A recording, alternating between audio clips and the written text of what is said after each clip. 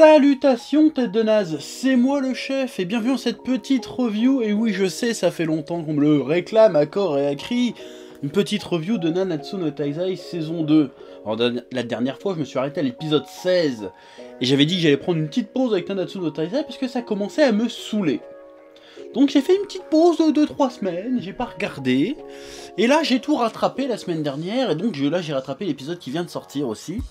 Et donc on va en parler tous ensemble. Mais quand même, faut savoir, parce que moi je vous comprends plus les gens, je vous comprends plus. Je fais des reviews, on me fait ah tu fais trop de reviews, fais autre chose. Je fais une pause dans les reviews pour faire autre chose, on me fait ah mais fais 2 reviews en fait. Bon, donc je vais faire un peu de review cette semaine. Les grosses vidéos vont arriver, vous inquiétez pas. Là je parle un peu d'autre chose, mais on prépare, il y a de la grosse vidéo qui arrive, vous inquiétez pas, ça arrive. Juste le temps de les faire évidemment. Donc je vais parler de Nanatsu no Taizai, de ce que j'ai pensé depuis l'épisode 16 jusqu'à aujourd'hui, épisode 21. Alors, c'est vrai qu'il y a eu du mieux. Il y a eu du mieux, je pense évidemment aux épisodes 19 et 20 qui étaient assez riches en rebondissements dans un sens. Mais je ne peux pas m'empêcher de me poser cette question que je me posais déjà au moment où j'ai arrêté de suivre à l'épisode 16, au moment de ma pause hivernale. J'ai envie de dire, on n'est pas du tout en hiver, quoi que si, attends. Bon, on est peut-être en hiver en fait, non on est au printemps, non je dis de la merde, on s'en fout, bref. La question c'est, c'est quoi ce bordel? Qu'est-ce que c'est que ce bordel? Mais où est donc Ornicar, j'ai envie de te dire, je ne comprends pas. Ça a servi à quoi ce passage du tournoi, du labyrinthe et des trucs des tutti quanti? Je n'ai pas compris l'utilité du bordel. Je sais pas qu'est-ce que ça raconte, là, tout de suite. Je sais pas. J'ai l'impression qu'on s'est tapé, alors c'est dans le manga certainement, et c'est sûrement fait différent, on y reviendra. Mais j'ai pas compris l'intérêt de faire un tournoi, qui ne va même pas à terme, de nous montrer des combats à gauche à droite qui servent à rien. Genre le combat où Meliodas et Ban se foutent sur la gueule avec des espèces de démons oiseaux, là. Ça servait à quoi, sans déconner? Rien.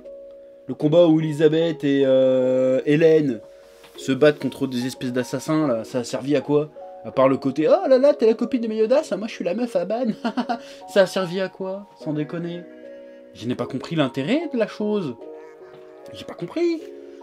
Je me dis merde, déjà à un moment donné je me dis mais pourquoi ils se battent, ils font le tournoi, ils jouent le jeu alors qu'ils pourraient se battre directement. Bon après c'est expliqué, parce qu'il y a Escanor déjà il les poutre, et il y a Meliodas qui fait ouais j'ai joué le jeu pour leur péter la gueule quand j'aurai une ouverture.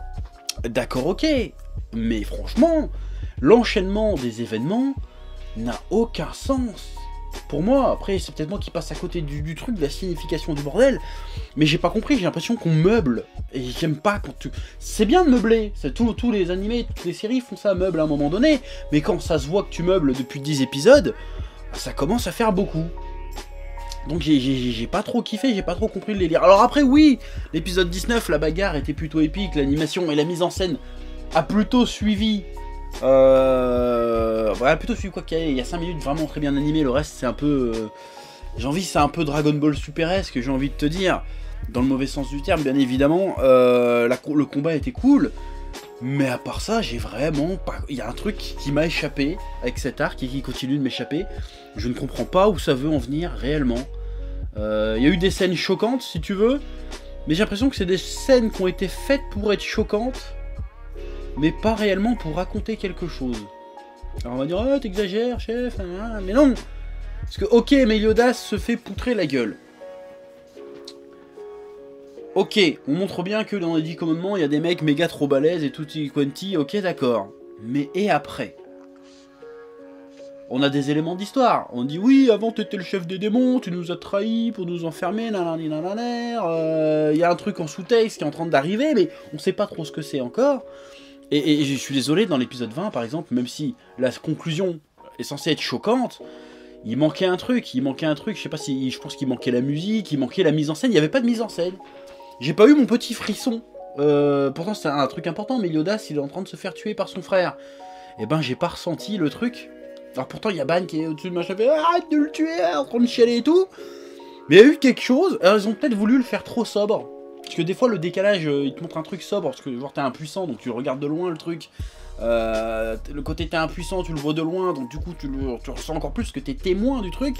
Ça aurait pu marcher, mais là ça a pas marché. Sur moi ça a pas marché, j'ai vu la scène, je fais bon ouais bon, ils en font des caisses. pour pas grand chose, et finalement je l'ai pas ressenti la mort de Meliodas.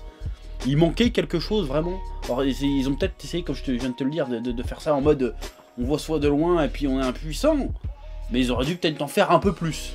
Parce que moi ça n'a pas pris. Ça n'a pas pris et franchement, j'ai pas cru une seule seconde que Meliodas était mort. J'y ai pas cru une seule seconde. Voilà, la scène aurait pu être choquante, sur le papier elle était choquante, elle était peut-être même traumatisante. Mais non, et en plus même en termes de puissance c'est tellement trop. C'était trop en fait. J'ai trouvé que c'était vraiment trop et que en fait bah, j'y crois pas. Au bout d'un moment t'es plus impressionné en fait. Quand c'est juste une surenchère sur surenchère sur surenchère, à un moment donné je suis pas impressionné. Normalement j'aurais dû être impressionné. Quand tu vois Meliodas qui prend les attaques de tous les 10 commandements dans la gueule, il encaisse et après il fait oh en fait c'était pour vous les renvoyer dans la tronche. Et qu'après t'as Estarossa qui arrive qui fait c'est de la merde ton attaque. J'aurais dû faire waouh il est vraiment trop balèze. Et j'ai pas fait ça, je fais oh putain il est trop balèze, c'est relou tu vois. C'est pas normal, j'aurais pas dû avoir ce genre de réaction, et c'est pas parce que je suis blasé, c'est parce que je pense vraiment, et que plus je parle vite fait avec des fans de My Hero Academia, pardon, de Nanatsu no Taizai, plus je commence à comprendre, parce qu'il y en a beaucoup qui gueulent que l'animé en fait est pas ouf.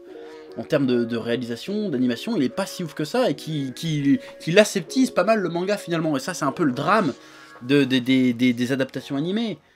Parce que quand il y a une mauvaise adaptation animée, quand tu dis que le manga... Par exemple, t'as My Hero Academia. Je pense que My Hero Academia, parce que j'ai lu le manga pour les 2 premières saisons, tu vois, et je pense que l'animé sublime le manga. Vraiment.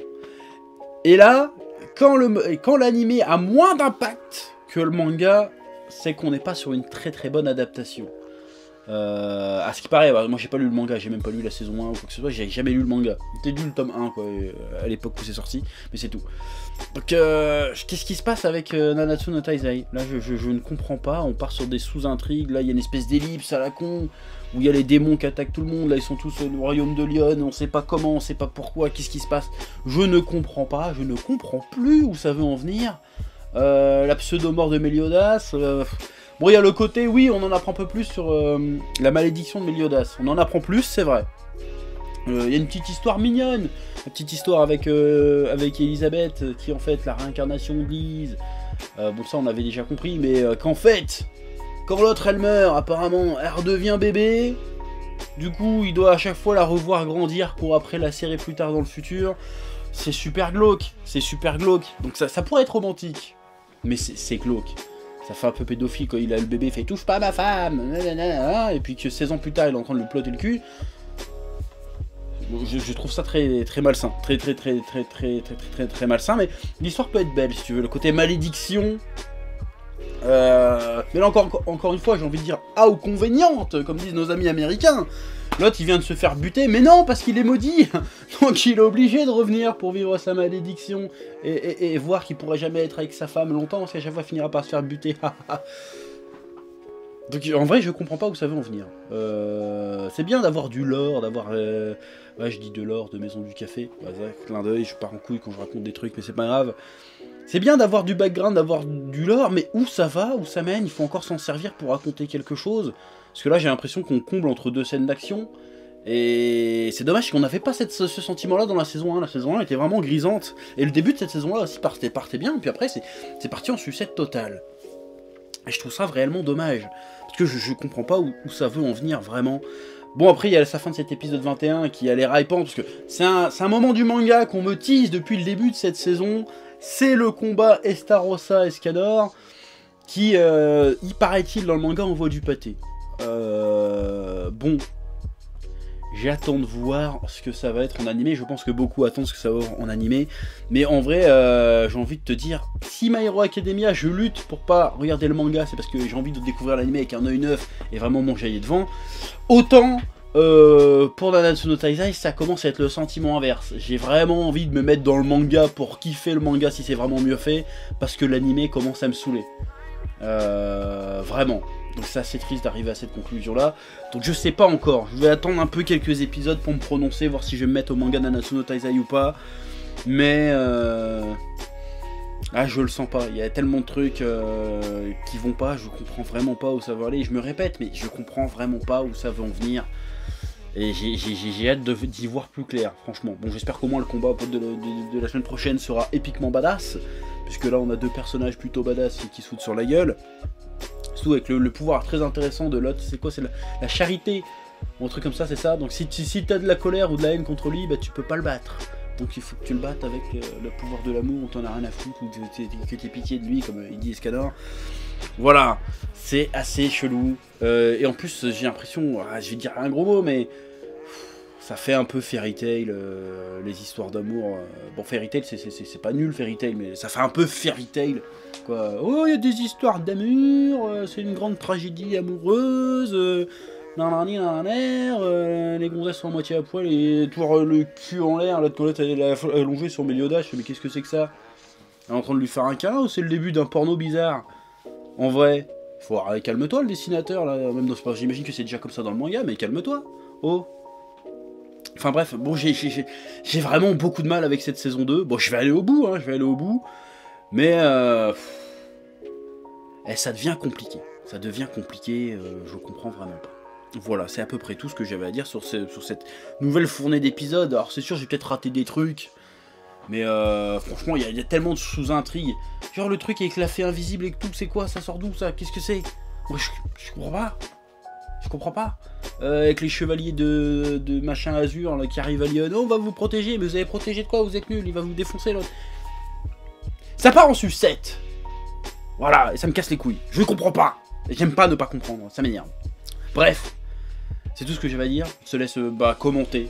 En commentaire, j'ai envie de te dire ce que t'as pensé de cette dernière fournée d'épisodes. Je sais que tu vas me balancer une salve, mais t'es pas prêt, t'es pas prêt. Bah, je suis pas prêt, on sait que je suis pas prêt.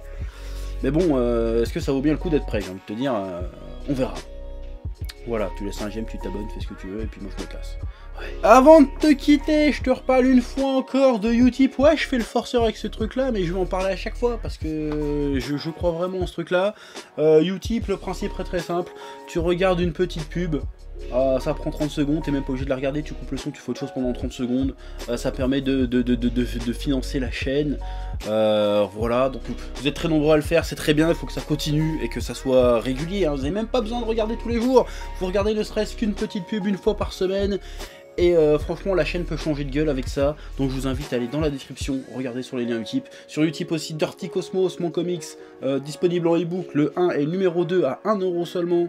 Donc il n'y a pas de raison de se priver. Le 3 arrive très prochainement aussi. Voilà, c'est tout ce que j'avais qu'à dire. Et je vous souhaite la bonne semaine. Et certainement la semaine prochaine pour le prochain épisode. Parce que là, on arrive au point d'orgue, au climax, au truc qu'on m'a teasé depuis le début de cette saison 2. Escanor versus Estarossa. On va voir ce que ça va donner. Voilà, sur ce, peace.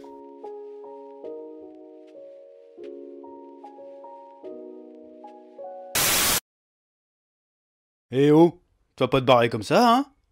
Tu vas laisser un pouce bleu? Un petit pouce bleu, hein? Puis tu regardes aussi les autres vidéos? Parce que voilà, tu t'abonnes? Ouais?